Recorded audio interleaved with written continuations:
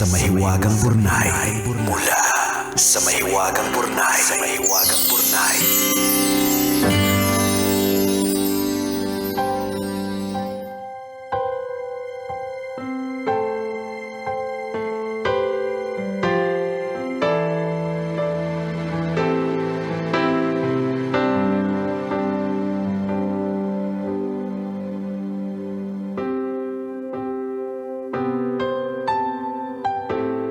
Dear Kumikinang na Tambalang, Nicole Ayala at Diego Bandido. Isang mainit na yakap at pagmamahal mula sa Fort McMurray, Alberta, Canada. Ako po si Melody, single mom at tagapakinig mula 2007. Nagtatrabaho pa ako sa Shaw Boulevard noon. Isang araw habang nagpapaburn ng CD, ay nako! Alam na this! Kung nagburn ka ng CD, kung nagpupunas ka ng CD para luminaw at hindi tumalon, alam na this, malamang may gout ka na! Habang nagpapaburn ako ng CD, bigla kong narinig ang hagikika ninyo sa radyo. Nalibang ako sa pakikinig at simula noon, naging loyal listener nyo na ako. Habang naghihintay ako sa programa ninyo, para bang may inaabangan akong kaibigan na napapagaan ng araw ko. Dumaan ako sa napakaraming sakit. Nadurog ang puso ko at may mga gabing nalulunod ako sa sarili kong luha. Pero sa gitna ng lahat ng yon, nariyan ang mga kwento at tawa ninyo. Sa pamamagitan ng programa ninyo, sinamahan niyo akong huminga, maghilom, at bumangon. Naririnig ko din naman yung mga masasakit na pinagdaanan ninyo at tuwing makikita kong umiiyak si Nicole, pakiramdam ko sabay-sabay tayong natututo at naghihilom. Di mo sure kung natuto na ako sa scamming. Di mo sure yung part na yon. Pero tulad ninyo, dumadating din ang taong ipinagkaloob sa akin ng Diyos. Akala ko dati matatapos ang kwento ko nang iwan kami ng tatay ng anak ko habang 8 months pa lang siya. Iniwan kami para sa pangarap niyang makapunta sa Canada. Isang pangarap na hindi kami isinama. Pero tunay ngang mahiwaga ang paraan ng Diyos. Yung pangarap na iniwan kami para sa iba, yun mismo ang naging biyayang ibinigay niya sa akin. Noong 2013, nabigyan ako ng pagkakataong magtrabaho dito sa Canada. Isang bagay na ni minsan ay hindi ko pinangarap o inasahan. Ngayon, isa na akong Canadian citizen kasamang anak ko na 22 years old na. Tagapakinig ninyo ako lalo na ng mga niknangit episodes. Kahit nandito na ako, patuloy pa rin akong nakikinig sa inyo. Tumatawa pa rin akong parang baliw kapag nagbibitaw kayo ng mga hirit tungkol sa pagiging mandirigma sa pagko-commute dyan sa atin. Relate much ako dahil mandirigma ako sa MRT at bus dati. Alam mo yung mandirigma sa pagko-commute? Ito yung yung naaamoy mo sila. Uh-huh. Alam mo yun? Naamoy mo yung kilikili na katabi mo. Yung hindi ka humihinga. Totoo, grabe yung pandirigma nun eh. May sarili na akong sasakyan dito sa Canada at nabibili ko na yung mga pagkaing pangarap ko lang dati. Pero nakakatuwa pa rin balikan yung mga sugat ng kabataan. Biniyayaan talaga ako ng Diyos ng higit pa sa ipinagdasal at inaasahan ko. Sa ngayon, masaya ako sa 15-year relationship namin ni Len.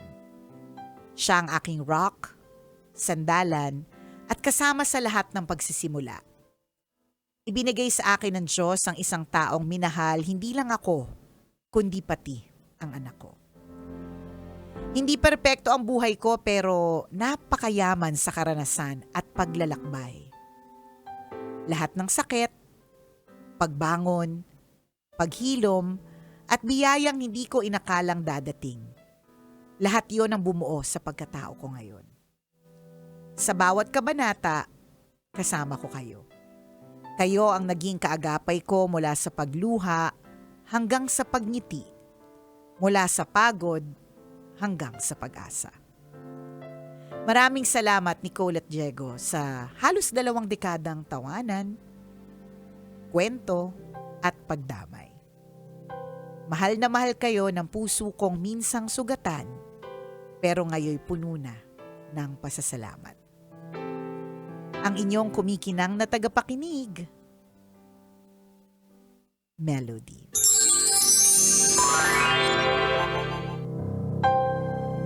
Melody! Thank you, Melody. Thank you. For sharing your story with us. Alam mo, ito yung mga, nung isang araw, bago ako nagpabotok sa noo. Bago ako nagpabotok sa noo, sa gilid ng mata, sa may pisngi, tsaka sa may baba. Ang dami. Ang daming kailangang hilahin, buisit. Buti na lang nandyan ang Skinny Bay Aesthetic. Thank you so much. Located at Parkal. So bago ako nagpa-botox, tiningnan ko yung sarili ko sa salamin. Tapos sabi ko, oh my God, mas malapit na ako sa 50 kesa sa 40. Hindi ko kinakaya.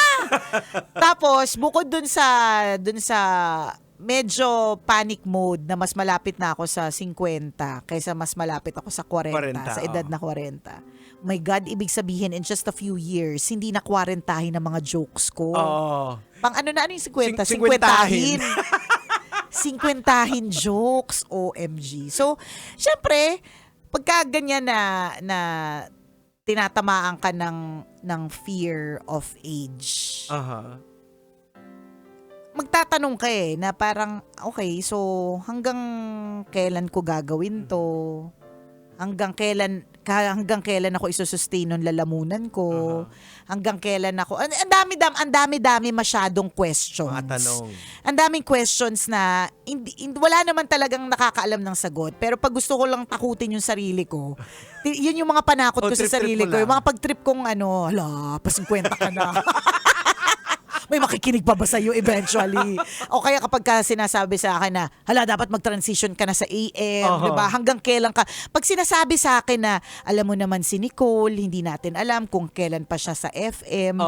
Parang gusto ko sabihin, ba't nyo dinidiktahan? Wala namang wala namang magsasabi. Alam mo, pag gusto kong takutin yung sarili ko, lahat ng mga negative na yan, yung mga, pinapasok ko yan, thought bubbles mga thought na yan. bubble ko, pinapasok ko yan sa utak ko, tapos nababaliw-baliwan ako, ganyan. Tapos nasistress ako na napapanik ako ng slight. Tapos para sumaya ako, magsasamgyup ako, kaya I will find ways. And then ito na naman si Lord, ang gagawin niya, lagi niya tong ginagawa, ang gagawin niya, magsisend siya ng message. Magsisend siya ng message na magsasabi sa akin at magpapaalala sa akin na you are where you are supposed to be right now. Yes. Kalmahan mo lang, anak. Kailangan ka pa ng mga tambalanista. Tama. Diba? And itong kwento ni Melody, ang isa sa mga pagpapatunay. Correct. Alam mo, there are so many times na, sa totoo lang ito si Melody, nandito siya ngayon nagkukwento lang naman kami na mga kabaliwan. Pero there are so many times na, sa totoo lang na, when I get, bigla tuloy naiyak, na when I get messages or pag sinasabi ng mga tao na, ay, grabe ka Nicole, grabe, sinamaan mo ko during this particular time of my life. Nagkukwento lang naman ako, alam mo yun. Tapos yung mga, pag halimbawa, like recently may nagsabi sa akin, ikaw yung nagtawid sa akin sa habang nag-aaral ako para sa bar. Tapos ngayon lawyer na ako. Tapos umiyak ako kasi sabi ko, wala man lang bang balato. Hindi, yung mga ganun nakakatuwa kasi hindi lang po isang beses kong siguro narinig this year na sinabi sa akin na hanggang kailan ka dyan sa radyo? Parang gano'n na parang tinatakot ako na, alam mo na, dapat dapat Na-transition mag-transition ka na, mag-focus ka na sa ganito kasi hindi mo alam. Of course, 'di ba? Wala namang forever, alam natin 'yan. Pero I love being Nicole Ayala. Yeah. I love to share stories. Alam mo 'yun, I love to share a part of my life and I love to share my tears. Alam mo 'yun, yung ganon na kinukontra ko lagi sa utak ko na hindi, gusto ko pa rin tong gawin. Tapos papaalala ni Lord na, anak, ito, kwento ni Melody. Ayan. At si Melody, kasi yung kwento na Mahiwagang Burnay, mga kabisyo, binabasa na lang namin on the spot. Hindi namin Pwedeng hindi namin alam kung totoo ba talaga yun eh. Oo. Pero this time, itong si Melody galing Canada, dito talaga siya ngayon. So, this is an actual and a real story. And it's so, and it's very heartwarming. Ito yung lagi ko sinasabi. Like, to you, Melody, while diba, I warmed your heart in so many ways. The Tambalan, the Love Radio has warmed your heart in so many ways. Stories like yours warm my heart in more ways than one. Yan. I was about to say that na yung sa totoo lang, akala nyo yung mga kwento na napapakinggan nyo, yung kwento ni Nicole during way back kay Chris Super Days, akala nyo na kayo na i-inspire namin. Kayo lang yung nagbe-benefit, Oo. diba? Actually, yung mga kwento, kagaya yung kwento ni Melody ngayon, binabalik din kami doon sa kung saan kami galing dati, kung ano ba yung buhay namin dati. Tama. So parang nami-mirror din namin na grabe yung blessing sa amin ngayon kung saan na kami ngayon. Kasi parang parang vice versa eh. Parang kung naging salamin nyo yung buhay, yung mga kwento namin. At Kayo the same time, din. pag nagkwento kayo, ganun din, nakikita din namin yung mga sarili namin kung gaano na rin kalayo Yung narating. Yung narating. Totoo yun na siya full circle moment. Yes, oh. Full circle moment siya eh. Doon ako natutuwa lagi na it's a full circle moment. Ito yung moment na ipapaalala sa ni Lord na ang layo na ng nirating nating lahat And it's always a reminder for all of us, not just Nicole, but for all of us na kung ano man yung mga pinagdaanan mo, hindi ba't nadaanan mo lang, ang layo na rin na narating mo ngayon. So, dinala ka na ni Lord sa napakalayo, 'di ba? Kung man may pagsubok na mga bago, hindi para bitawan ka niya ngayon. Ang layo na nga nung pagbuhat niya sa'yo eh. Ayan. 'Di ba? So hindi para bitawan ka ngayon. So kapit lang. Actually, kanina may mga kwentuhan kami ni Melody off air nung wala ka pa. Actually, kanina pa to umiiyak. Alam mo yung batch natin iyakin. Sabi ko nga, nung panahon natin, nung may mga pinagdadaanan, ilang beses na ba tayo nagsabi na hindi ko na kaya? Ay, totoo. Hanggang Totoo dito na yun. to, wala na to. Oo, ito na yun. Ba't magugulat ka nga? Ngayon, di ba? So, hindi naman on your own capacity. Of course, because never. there is God. Yung nag-guide sa atin kung paano tayo nakarating sa kung saan man tayo ngayon. Tama. Oo, kaya nakakatuwa Mhm. na kahit papaano, ginagamit tayo ni Lord as instruments. Hindi man lang masyadong halata sa pagka balahura natin minsan sa ere. Pero, 'di ba? Yeah. Yung kung halimbawang nag-umpisa ka ng araw mo na bad trip, tapos nakapakinig ka ng Love Radio, natawa ka dun sa kwento ng DJ, tas nabago yung mood mo, nabago yung araw mo, 'di ba? Hindi ba't ginamit ka ni Lord para mabago ang araw ng isang tao? Correct. And that is a gift. And that's also siguro one of the reasons why kahit na ilang beses akong yung sinasabihan na mag-transition ka na, grabe yung kapit ko. Grabe yung kapit ko dun sa hindi kasi parang feeling ko Gagamitin ka pa ni Lord. gagamitin pa ako ni Lord eh. Yung boses ko gagamitin niya pa. Yung pagtawa ko. Kasi tingnan mo I went through thyroidectomy. 'Di ba? Hindi pa ako cancer-free with my thyroid cancer. Pero binalik na ng Diyos yung boses ko 100%. Yes. Nung 'di ba, Jegs? Kaya nga tinatanong ko sa iyo, Jegs, kailangan ko pa ba ng kasi there was a time na after nung thyroidectomy ko na ang pagsabi ko ng magandang, 'di ba? Ganito lang, maganda. Kasi nawala din talaga. Nagtanong din ako sa Diyos noon, sabi ko, Lord, ito na ba yun? Is this it? Hindi. Inalaw ni Lord, hindi teka lang, pwede ka bang sumigaw? Gagamitin ko. Correct. So nakakasigaw na ako ulit, nakakatawa na ulit ng malakas, 'di ba? Kasi ibig sabihin, gagamitin niya pa ako. Ayan. And nagpapagamit po ako. Ang pangit man pakinggan nun. Ang pangit man pakinggan nagpapagamit. Yun nga lang, ang problema kasi pag nagpapagamit ka kay Lord, it's not a bed of roses. Correct.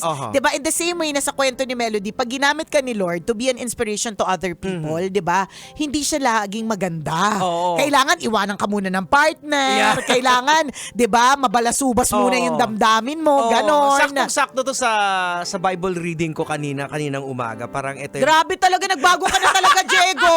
Dati talaga mga porn lang yung binabasa mo. Ngayon may Bible Oo. reading ka na. So, Oo. isa doon sa mga sinabi ni Jesus Christ sa Book of John na nung bata pa tayo, alam niya na we are girded. Kumbaga nakatali tayo doon sa kung anong wini-wish natin. Okay. Pero along the way, pag tumatanda na tayo, ini-stretch na natin yung mga kamay natin para may maghila sa atin. Na dadalhin tayo doon sa lugar na kung saan we don't wish. Ay, Oh, ang lalim. So parang halimbawa, parang na-reflect ko rin din sa akin sarili. Sabi ko, bakit nung kabataan ako, ito pala yung dahilan na bakit late na ako nakakilala sa'yo, late ko na nagkaroon ng relationship sa'yo. Kasi nung kabataan, sinusunod ko yung gusto ko yung mga trip ko So ngayon, yung humihila sa akin siya na. Kung ano yung trip ni Lord. Oo. So, Lord, minsan, anong trip mo? Kaya lang minsan yung trip ni Lord, Oo, di ba? Minsan tinatanong, Nakakaloka yung mga ang trip hirap, ni di ba? Lord. Totoo. Yun yung hindi mo gusto pero ang humihila sa'yo si Lord. Di ba? So, Kasi yung mga amazing. Kasi yung mga trip, kasi 'di ba si Lord kasi dramatic. Oo. 'Di ba? Tingnan mo ang paggawa niya sa mundo, 'di ba? May pag-galaxy, marami daw na solar system. Ganun siya dramatic. So, Tama. ibig sabihin kung hinihila ka niya, gusto niya dramatic yung Oo. paghila niya sa So, in the form of kailangan mo nang malulung ka sa droga, 'di ba? Totoo. Pagdaanan mo May yan. pagdaanan kang matinding mga sakit, Oo. may pagdaanan kang mga kahihiyan, Correct. 'di ba? Kasi gusto niya dramatic kasi Oo. yung Minomold ka eh. correct. At Oo. saka yung pag-rebuild niya sa'yo, di ba? Nire-ready ka. Bonggang-bongga ka. Oo. Dramatic din. Correct. And what's amazing sa ginagawa ni God, whether bad or good situation of people, nagagamit niya for His glory. Correct. Yun eh. Mahirap lang siya talagang intindihan at the Oo. moment pag may pinagdadaanan ka. Example na lang kay Melody, yung heartbroken niya, yung heartbroken mo, or almost the same. Saan kayo dinala nun? Naging Nicoliana Ako, dito sa siya. love. Si Melody nasa Canada. Correct. See? So, napaka-amazing Hindi talaga mo nga ng ata gawa yata ni Lord. kailangan ng skincare kasi sa Canada pa lang yung hangin. Nakakakinis na eh. Di ba? Amazing. The Lord is Napaka-amazing, amazing. yes, It's oo. itong kwento ni Melody is a reminder for all of us that the Lord is amazing. Yes. Oo. 'Di ba? Na hindi kanya pinababayaan and just always be guided by the truth na Oo. alam niya yung ginagawa niya. So ibig sabihin kahit yung pinagdadaanan mo ay mahirap, Oo. lagi mo isipin, alam ni Lord to eh. Ayan. May Kasi- dahilan kung bakit ko Oo. dinadaanan to eh. Kasi mas una niya tayong minahal bago Oo. natin siya mahalin. True. Diba? Tsaka dramatic nga siya. Oo. Gusto niya eksena. Correct. Oh, Oo. bigyan kita thyroid cancer. Ayan. Oh, bigyan kita ng problema sa negosyo. Ayan, para mas magandang kwento. Heartbreak, ganon. Oras natin, 1:39. Ako pong kumikinang naulo, Diego At Bandido. akong kumikinang ina mo, Nicole Yala. Kailangan pa bang i-memorize yan? Basic!